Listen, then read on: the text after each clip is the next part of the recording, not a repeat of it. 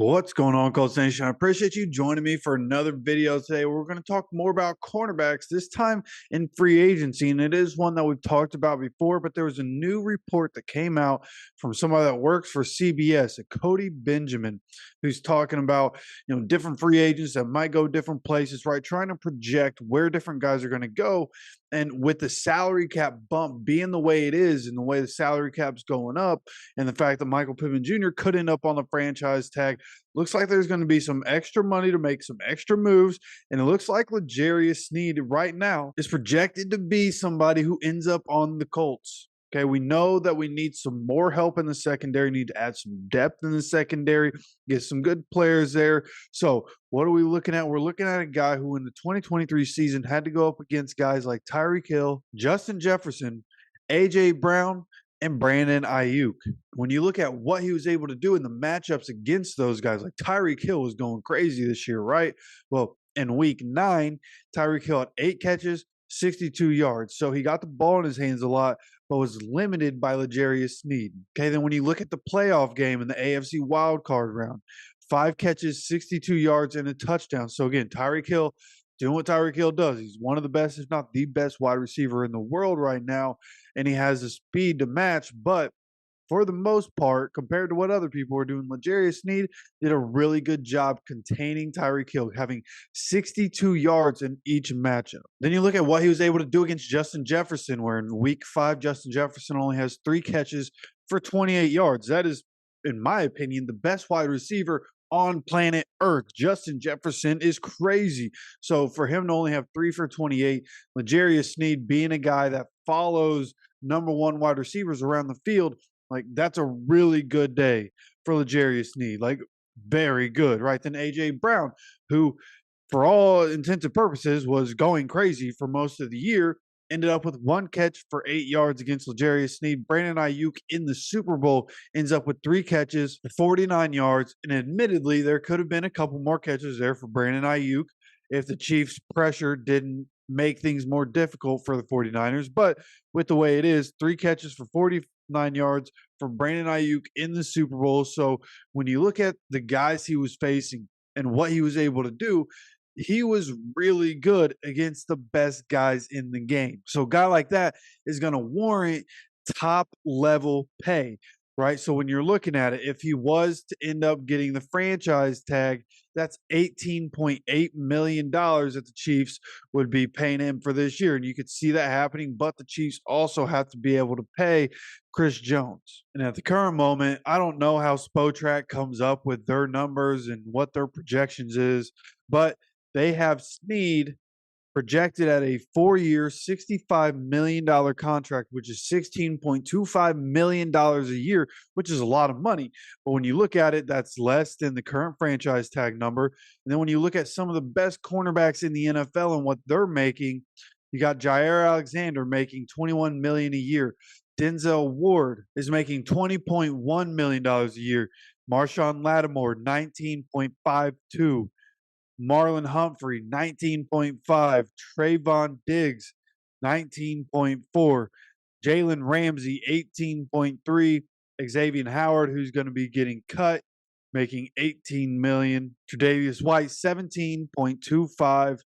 J.C. Jackson, 16.5. So that's the area where we're going to see, at least from Spotrac's projections, that's where we'll see L'Jarius Sneed falls right under J.C. Jackson, but above Carlton Davis, who's at 14.83. So if you're asking me, right, L'Jarius Sneed is 27 years old.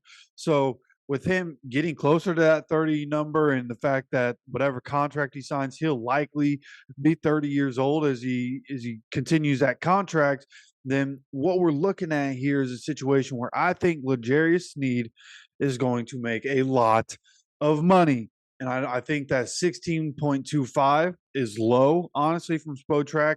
I wouldn't be surprised if he got the biggest deal for a corner in NFL history, and he was making 21.25, making that extra $5 million.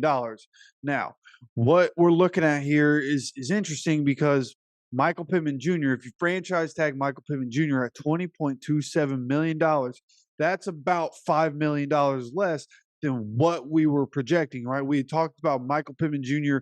In the past, a couple of times in the past, and if we signed him, what would that contract look like? We discussed how 3 years, $75 million would make a lot of sense for both sides. With Michael Pittman's age, everything that he's done, everything he's going to do, where he's at in his career, everything that goes into it, 3 years, $75 million makes sense. So if you franchise tag Michael Pittman Jr. and he's making roughly $5 million less, then you have some extra money to play with to go give to L'Jarius Sneed if you need to, right? So when you're talking about that $16.25 million, if you put L'Jarius Sneed right above $21 million, okay, so you put him at $21.25 million, the most average annual value contract for a corner in NFL history, which is probably what he deserves. He's been absolutely fantastic over the last couple seasons. Then you're looking at a situation where the Colts go from $72.3 million down to $51 million, right? If we're just going to rough estimate this thing, $51 million. Michael Pittman Jr., 20.7, just round that up to 21. So right around $30 million is where the Colts would be if they get L'Jarius Sneed and franchise tag Michael Pittman Jr. And in this instance, right, if that's the way the Colts go, then it gets really interesting because then it becomes, what do the Colts decide to do? We've talked so much about going and getting an edge rusher in free agency instead of going through the draft. I'd rather go get corners in the draft and get somebody in free agency who we know can rush the passer. So if we get L'Jarius Sneed, do we instead draft somebody in the first round at edge rusher instead of drafting Nate Wiggins or drafting Quinyon Mitchell, right? Those are the guys that we've really been looking at for that 15 pick. Do we just draft a guy like Jared Verse at number 15? That seems very likely if we get a corner in free agency. But then also, we've talked a lot about Kenny Moore and re-signing Kenny Moore and how valuable he is as a slot corner. Yes, he can play outside also. Kenny Moore is that guy, but he's our slot corner, one of the best, if not the best, slot corner in the NFL. Okay, in that role, I like Kenny Moore. So if he's not going to be here because we get L'Jarius Sneed, then who goes into that role? I would think that'd be Juju Brents with as physical as he can be, but it'll be interesting to see how that whole situation works out, right? Do we get L'Jarius Sneed and bring back Kenny Moore? And then all of a sudden, we go from one of the youngest and one of the most inexperienced and worst secondaries in the NFL to, okay, now we all of a sudden have maybe the best secondary in the NFL or one of the best secondaries in the NFL with Kenny Moore, L'Jarius Sneed. Maybe we re-sign Julian Blackmon as well, and that's where the cap money goes.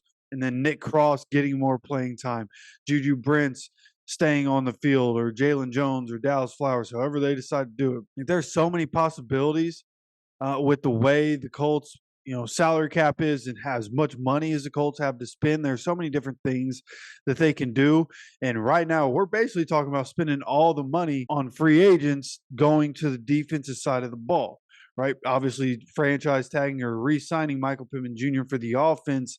So then, I mean, that kind of flips everything on its head, right? There's so many people thinking that the Colts are going to draft defense heavy. That's the way we're going. That's the way things are being reported right now, is that the Colts want to go into the draft and get a lot of athletic defensive players. But if the Colts get L'Jarius Sneed, Kenny Moore, bring back Julian Blackmon in free agency, then in that instance, do they go ahead, draft? Maybe they do draft Jared Verse in the first round, and then after that, it's all offense. Or do they go into the draft and go into the first round still wanting to get a pass catcher of some sort, right? And go offense in that first round and go offense primarily in this draft and try to build around Anthony Richardson and build for the future around what Anthony Richardson is going to be. So a lot of possibilities. Want to see what your thoughts are on this whole thing. I would be totally for bringing in L'Jarius Sneed. Yes, that would make us pretty deep at the position. I would still want us to bring back Kenny Moore. I'm all about that. So, kind of what we talked about is kind of what I'm seeing for us and how I think we should handle things. Bring in L'Jarius Sneed, bring in Kenny Moore, franchise tag Michael Pittman Jr., and then figure that out next season. And also bring back Julian Blackman, right, and have Nick Cross playing back there with him. I think that would solidify our secondary going into next season, and having a secondary like that would help the pass rush.